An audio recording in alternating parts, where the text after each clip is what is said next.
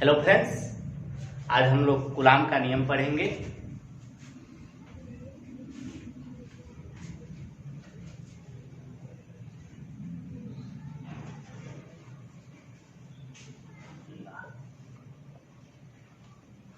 हम लोग जानते हैं दो आवेशों के बीच बल लगता है। वह बल निर्भर करता है कि अगर आवेश सजातीय होंगे, मतलब दोनों प्लस प्लस या दोनों माइनस माइनस होगा, तो यह जो बल लगेगा वह प्रतिकर्षण का बल लगेगा। यानी ये दोनों आवेश एक दूसरे पे जो बल लगाएंगे वह प्रतिकर्षण बल होगा। जबकि यदि दोनों आवेश विजातीय होंगे तो उनके बीच जो बल लगेगा वह आकर्षण बल होगा। इसका परिमाण ज्ञात करने के लिए कूलाम ने एक नियम दिया था जिसे कूलाम का नियम कहते हैं। कूलाम का जो नियम है वह ये बतलाता है कि यदि दो स्थिर बिंदु आवेश है Q1 और Q2 और दोनों एक दूसरे से स्मॉल r दूरी पर स्थित है, तो इन दोनों आवेशों के बीच बल लगेगा और उस बल का परिमाण जो है कूलाम के नियम से ज्ञात करते हैं।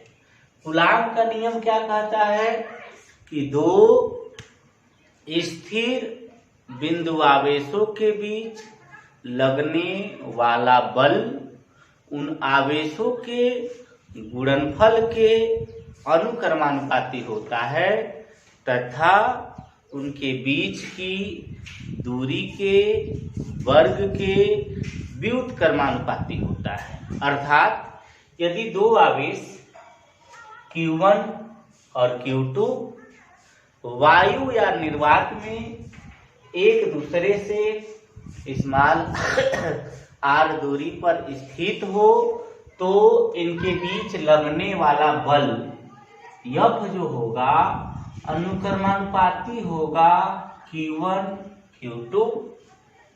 F जो होगा व्युत्क्रमानुपाती यूनिवर्सली प्रोपोर्शनल होगा 1/r² या F अनुक्रमानुपाती होगा Q1 Q2/r² या F बराबर स्मॉल k Q1 Q2/r²। जहां ये जो स्मॉल k है नियतांक है, जिसे कूलाम नियतांक कहते हैं। कूलाम नियतांक कहते हैं। जहां के क्या है, एक नियतांक है जिसे कूलाम नियतांक कहते हैं। प्रयोग के द्वारा यदि सभी राशियों का मात्रक SI पद्धति में लिया जाए, अंतरराष्ट्रीय पद्धति में लिया जाए, तो k का जो मान होता है वह 9 × 10⁹ न्यूटन मीटर स्क्वायर प्रति कूलाम स्क्वायर होता है। यानी इस k का जो मान है 9 × 10⁹ न्यूटन मीटर स्क्वायर प्रति कूलाम स्क्वायर है। सुविधा के लिए k के जगह पे 1/4πε0 लेते हैं, तब आवेशों के बीच लगने वाला जो बल होगा F वह 1/4πε0 Q1 Q2/r² होगा। Q1 Q2/r² होगा।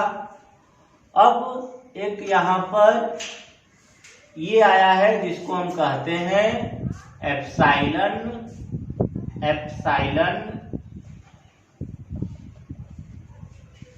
जीरो। इसे हम निर्वात की वैद्युतशीलता कहते हैं। एप्साइलन जीरो को निर्वात की वैद्युतशीलता कहते हैं। अब इसके बाद से यदि जो दोनों आवेश हैं जिनको हम वायु में रखे हैं वह किसी माध्यम में स्थित हो, तब जो उनके बीच लगने वाला बल होगा F, वह 1/4 पाई एप्सिलॉन जीरो के Q1 Q2 अपान R स्क्वायर होगा, जहां K एक नियतांक है जिसे परावैद्युतांक, माध्यम का परावैद्युतांक कहते हैं। ये एप्सिलॉन जीरो जो है निर्वात की वैद्युतशीलता है। तो कूलाम का नियम एक बार और सुन लेंगे, महत्वपूर्ण है। कूलाम ने दो स्थिर बिंदु आवेशों के बीच लगने वाले बल का परिमाण ज्ञात करने के लिए एक नियम दिया था। कूलाम के नियमानुसार दो स्थिर बिंदु आवेशों के बीच लगने वाला बल उन आवेशों के गुणनफल के अनुक्रमानुपाती होता है तथा उनके बीच की दूरी के वर्ग के व्युत्क्रमानुपाती होता है। अर्थात यदि दो आवेश Q1 Q2 निर्वात में स्थित हो या वायु में स्थित हो, उनके बीच की दूरी स्मॉल r हो, तब उनके बीच लगने वाला बल F अनुक्रमानुपाती होगा Q1 Q2, F व्युत्क्रमानुपाती होगा 1/r स्क्वायर, या F अनुक्रमानुपाती Q1 Q2 अपान R स्क्वायर, या F बराबर स्मॉल k Q1 Q2 अपान R स्क्वायर, जहाँ k एक नियतांक है जिसे कूलाम नियतांक कहते हैं। k का मान प्रयोग के द्वारा 9 × 10⁹ न्यूटन मीटर स्क्वायर प्रति कूलाम स्क्वायर आता है। सुविधा के लिए k के जगह पे 1/4 पाई एप्सिलॉन जीरो रखते हैं, तब F बराबर 1/4 pi epsilon zero Q1 Q2 अपान R स्क्वायर, जहां एप्सिलॉन जीरो निर्वात की वैद्युतशीलता है। एप्सिलॉन जीरो निर्वात की वैद्युतशीलता, परमिटिविटी ऑफ फ्री स्पेस निर्वात की वैद्युतशीलता है। यदि उन आवेशों को वायु के अलावा किसी माध्यम में रखा गया हो जिसका परावैद्युतांक k हो, तब F बराबर 1/4 pi epsilon zero k vector forms of coulombs law, coulomb के नियम का सदिश स्वरूप। इसको जानने के लिए एक फिगर बनाते हैं। इसमें Q1 Q2 दो आवेश हैं, ये x एक्सिस है, y एक्सिस है, ये z एक्सिस है, और Q1 Q2 आवेशों का जो स्थिति सदिश है वह R1 और R2 है। ये बिंदु A है और यह बिंदु B है, यह मूल बिंदु O है। Q2 के द्वारा Q1 पर लगने वाला बल F12 है और Q1 के द्वारा Q2 पर लगने वाला बल F21 है। ये हो गया। हमको कूलाम के नियम का सदिश स्वरूप जानना है। कूलाम के नियम से केवल हमको बल के परिमाण के बारे में जानकारी मिलती है। जब हम कूलाम के नियम के सदिश स्वरूप का अध्ययन करते हैं तब हमको बल के दिशा के बारे में जानकारी प्राप्त होती है। कूलाम के नियम के सदिश रूप को जानने के लिए हम माना दो आवेश Q1 Q2 जिनकी स्थिति सदिश R1 व R2 है। आवेश Q1 बिंदु A पर है, आवेश Q2 बिंदु B पर है। Q1 के द्वारा Q2 पर लगने वाला बल F21 है तथा Q2 के द्वारा Q1 पर लगने वाला बल F12 है। अतः Q1 का जो है Q1 से चाहे Q1 का Q2 की ओर सदिश इसका मान कितना होगा? तो इसको हम लिखेंगे सदिश ABC। Q1 का Q2 की ओर सदिश निकालना है तो सदिश AB बराबर हम लोग वेक्टर में पढ़े होंगे OB माइनस OA। ध्यान से इसको जान लेंगे। सदिश AB जो होगा यानी Q1 का Q2 की ओर सदिश AB बराबर OB माइनस OA या AB बराबर OB का मान R2 माइनस R1 ये हो गया, या ये हो जाएगा R12 बराबर R2 माइनस R1। अब AB के दिशा में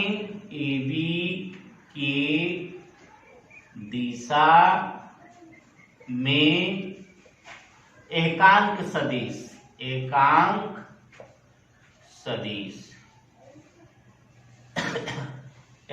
सदिश का मतलब होता है सदिश बटा सदिश का परिमाण। यानी हमको इसका एकांक सदिश निकालना है तो R12 पर कैप लिख लेंगे। एक कैप बतलाता है कि ये यूनिट वेक्टर है बराबर R12 पर वेक्टर अपान मान R12 ये हो गया।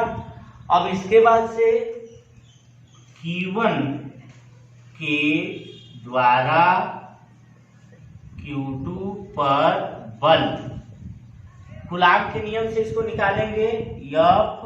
Q1 के द्वारा Q2 पर बल F21 बराबर 1/4 पाई एप्सिलॉन 0 Q1 Q2। अब Q1 से Q2 की ओर सदिश का मान कितना आया है? ये R12 का स्क्वायर और R12 पर कैप, समीकरण नंबर 1। यहां तक एक बार और सुन लेंगे इसको।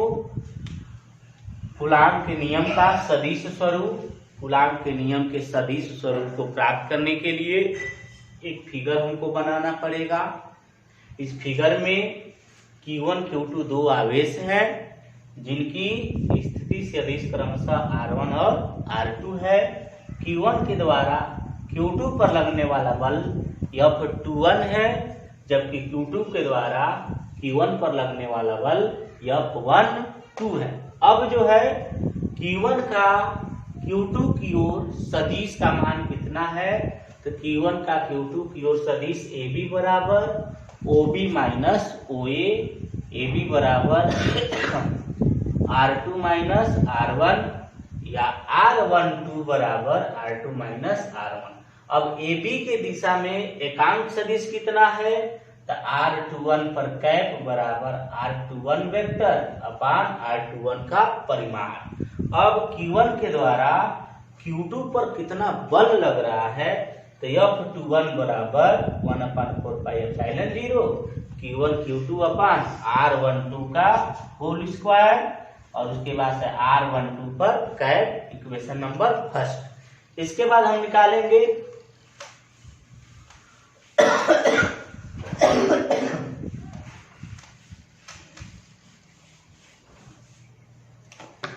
अब Q2 का Q2 से Q1 की ओर सदिश, पहले Q1 का Q2 की ओर, अब Q2 से Q1 की ओर सदिश, ये आ जाएगा आपका VA, vector VA equal to OA minus OB, या ये BA की जगह OA की जगह पे R1 माइनस R2 और ये हो जाएगा R21। अब इस दिशा में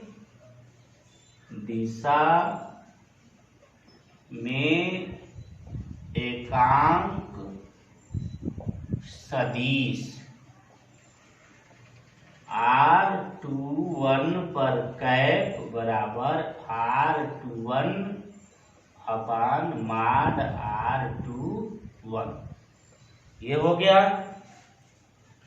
अब हम लोग क्या करेंगे, Q2 के द्वारा Q1 पर लगने वाले बल को ज्ञात करेंगे। Q2 के द्वारा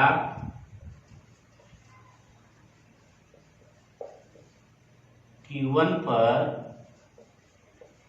बल, Q2 के द्वारा Q1 पर बल F12 equal to 1/4πε0 Q1 Q2 upon R21 का होल स्क्वायर R21 पर कैप, इक्वेशन नंबर सेकेंड। अब जो है हम लोग इसमें Q1 के द्वारा Q2 पर बल और Q2 के द्वारा Q1 पर बल निकाल लिए हैं, और दोनों समीकरणों को ध्यान से जब देखा जाएगा तो दोनों समीकरणों में यह ज्ञात होगा कि Q1 के द्वारा Q2 पर लगने वाले बल का परिमाण तथा Q2 के द्वारा Q1 पर लगने वाले बल का परिमाण बराबर है, किंतु दोनों की दिशा एक दूसरे के विपरीत है।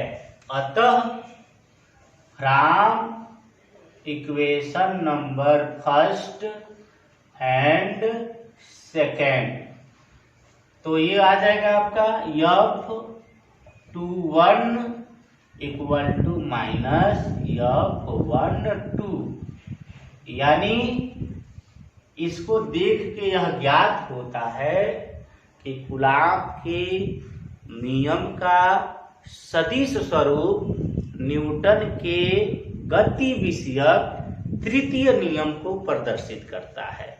यानी कूलॉम के नियम का सदिश स्वरूप न्यूटन के गति विषयक तृतीय नियम को बताता है। आज बस इतना ही, धन्यवाद।